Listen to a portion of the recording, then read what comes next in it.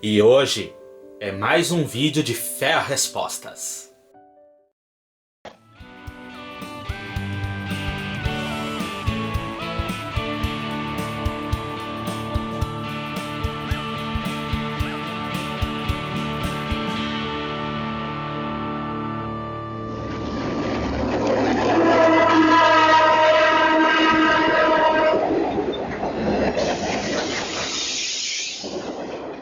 E aí pessoal, tudo bem?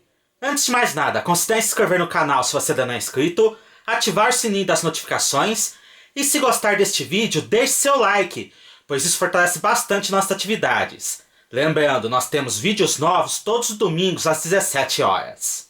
Hoje nós vamos para mais uma edição de nosso Fé a Respostas, que é o vídeo onde eu esclareço dúvidas deixadas por nossos amigos inscritos na edição anterior. Começando por uma retificação a uma informação que eu passei na edição anterior, em uma pergunta que fizeram sobre por que as linhas da CBTU foram repassadas em São Paulo e Rio de Janeiro para outras empresas e não são mais administradas pela CBTU. Eu acabei mencionando que apenas as linhas desses dois estados foram repassados e que os outros estados onde havia transporte metropolitano ainda era geralmente da CBTU.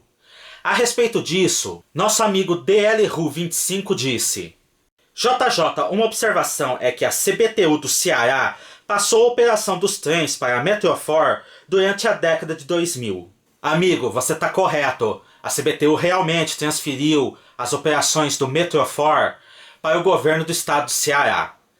Eu realmente vou confessar que eu confundi o Metrofor com as operações da CBTU em Recife, Pernambuco. Pessoal, eu até tirava 10 em geografia na escola, mas eu não consigo guardar tudo de cabeça. Não. E em complemento ao comentário do amigo DLRU25, um raifã do Brasil comentou que: e se eu não estiver enganado, a operação do trem do subúrbio de Salvador foi passada da CBTU para a CTB, Companhia de Trens Baiana, o que não durou muito, já que eles fecharam a linha ano passado. Amigos, quanto à operação da linha de subúrbio em Salvador pela CTB, eu também não sei dizer se ela era da CBTU ou se foi uma operação que da rede passou direto para a CTB ou uma empresa anterior gerida pelo governo do município. Isso porque, pelo que eu lembro, nunca houve CBTU em Salvador.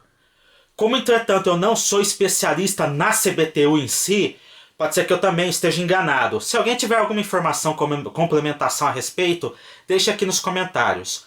Muito obrigado pela participação de ambos. Nosso amigo Paulo Eduardo G havia deixado um comentário na edição anterior questionando sobre como que era feita a recomposição dos trens que vinham de Araraquara e Bauru na cidade de Tirapina. Eu havia gravado uma resposta para essa pergunta que iria ao ar na edição anterior. Entretanto, eu acabei confundindo o nome de algumas cidades conforme eu ia explicando. E eu acabei deixando fora da edição final. Entretanto, eu vou incluir a pergunta e a resposta que eu gravei na ocasião aqui nesta edição. Apenas colocando, quando eu errei a cidade, o nome por escrito da cidade correta. Então vocês vão me ver agora com uma roupa diferente, cabelo diferente, porque as imagens a seguir foram gravadas mês passado. Paulo Eduardo G. Olá JJ, vi vários vídeos da estação de Araraquara, como eram as trocas de locomotivas e desmembramento dos trens, todos os vídeos sentido interior. Não achei nenhum sentido capital. O Newton Galo, autor de vários vídeos, comentou que pegou uma composição em Bauru, sentido capital, e os trens PA e o PP6 se juntaram em Tirapina. Você sabe como eram feitas essas junções? Se eram apenas em Tirapina ou em mais estações? Paulo, no caso, nas décadas de 80 e 90, eram apenas em Araraquara e em Tirapina, pelo que eu me lembre. No caso da Bitola Larga. No caso de Tirapina, trens vindo do interior para a capital, os trens eram juntados um no outro. No caso, a locomotiva ficava na frente, carro-bagagem, o trem vindo de Araraquara, o carro-restaurante era retirado e colocado em outra linha, o trem de Tirapina engatado atrás dos carros que vinham de Araraquara e o carro-restaurante engatado no fim da composição. que finalmente partia. Em outros casos, eles apenas enganchavam os carros vindo de Tirapina atrás do carro-restaurante, sem tirar ele da composição, o que fazia com que ele ficasse no meio.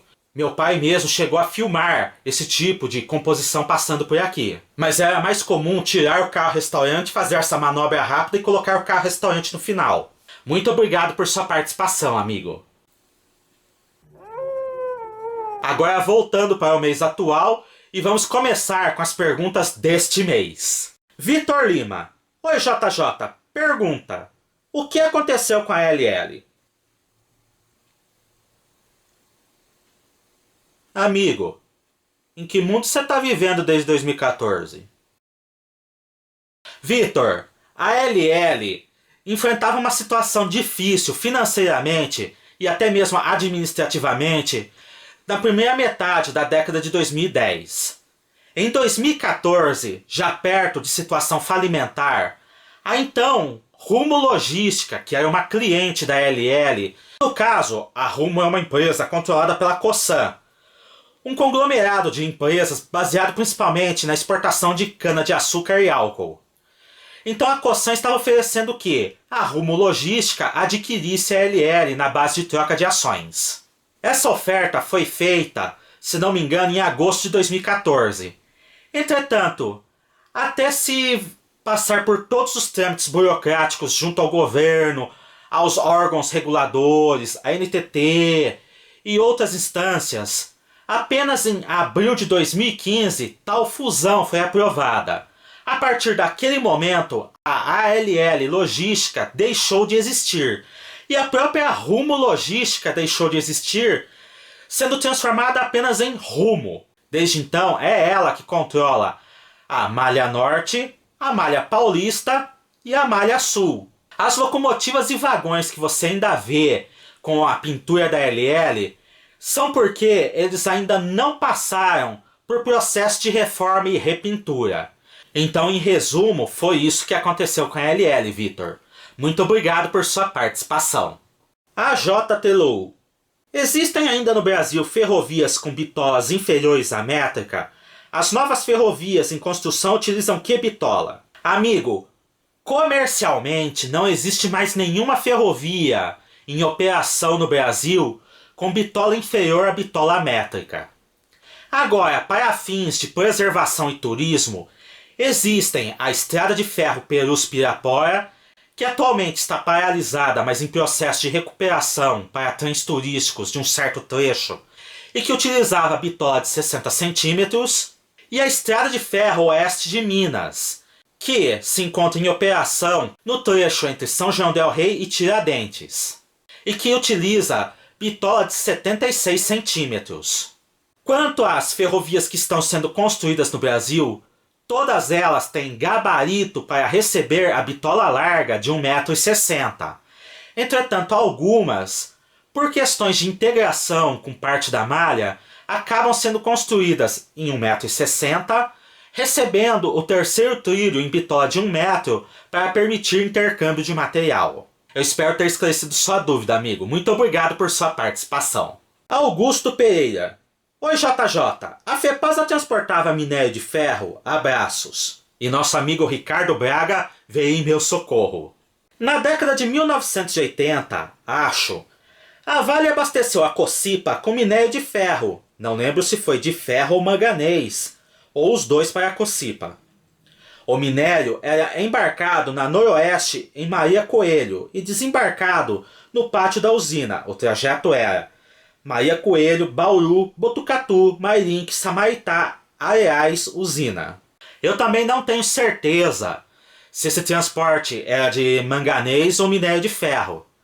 O que eu sei é que a FEPASA transportava bastante enxofre e bauxita.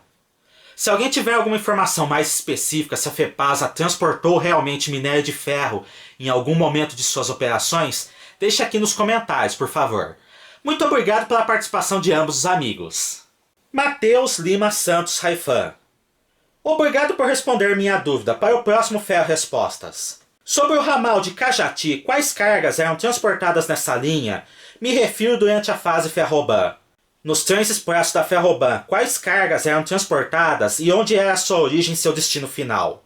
Qual foi a primeira locomotiva de bitola larga a receber a pintura da LL ainda em 2006? Matheus, na fase Ferroban, o ramal de Cajati transportava apenas enxofre de Cajati até Santos. Talvez ainda houvesse alguma outra carga sendo transportada na área, tipo areia, mas foi durante muito pouco tempo. O próprio transporte de enxofre durou apenas até 2003, quando a linha foi interditada devido à queda de barreiras e nunca mais foi recuperada. Quanto aos trens expressos da Ferroban, eu nem sabia que a empresa tinha esse tipo de serviço, então eu vou ficar devendo uma resposta. Eu também não vou saber dizer qual foi exatamente a numeração da primeira locomotiva a receber a pintura da LL em 2006, mas eu acredito que tenha sido uma C-37. Se alguém tiver informações tanto a respeito da origem, destino e cargas do trem expresso da Ferroban, e também de qual foi realmente a primeira locomotiva de bitola larga pintada com a cor da LL em 2006, por favor, deixe aqui nos comentários. Muito obrigado por sua participação, Matheus. Matheus Ferrovias Ferroban. Quase me esqueci, Jonas. Quais vagões a Fiatesc fabricou na pintura Ferronorte? Matheus, no caso, o único vagão que a Fiatesc fabricou na pintura Ferronorte e que não quer sair da caixa... Não consegue, né? É o Hooper, mesmo tipo do Hooper da rede, ou seja, esse Hooper não está correto para o modelo Ferronorte, mas esse foi o único vagão que ela fez na pintura Ferronorte. Ela não fez nenhum vagão tanque, nenhum vagão fechado, e pelo que eu saiba ela também não fez nenhuma locomotiva na pintura Ferronorte. Com exceção da locomotiva Brasil Ferrovias, que embaixo do logotipo Brasil Ferrovias vinha escrito Ferronorte. Mas isso é o mesmo do modelo verdadeiro.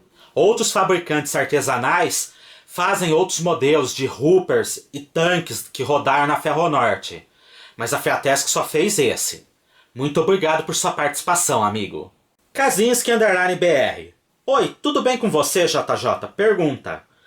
Um amigo me mandou uma foto de um trem, o TUI 5000 da FEPASA, na estação de Rincão. Você sabe sobre este trem e como ele foi parar lá? No caso, nosso amigo sobre pneus e trilhos acabou já respondendo a questão para ele. Ele foi fazer testes. O famigerado eletrocarro série 5500 também fez testes em Cordeirópolis na época.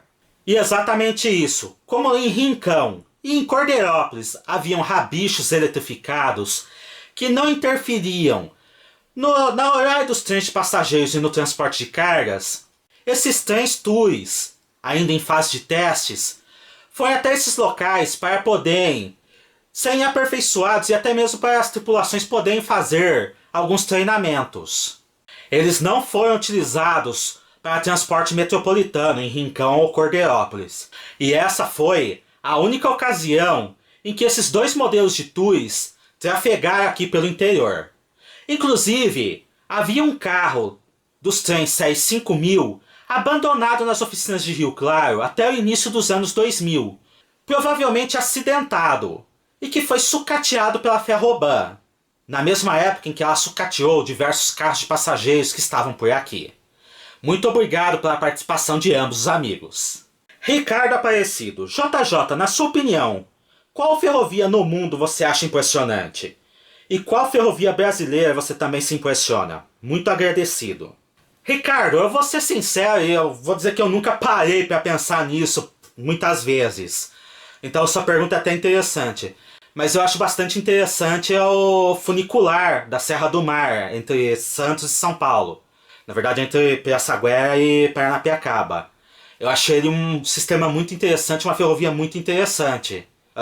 No mundo, eu não vou saber dizer qual ferrovia.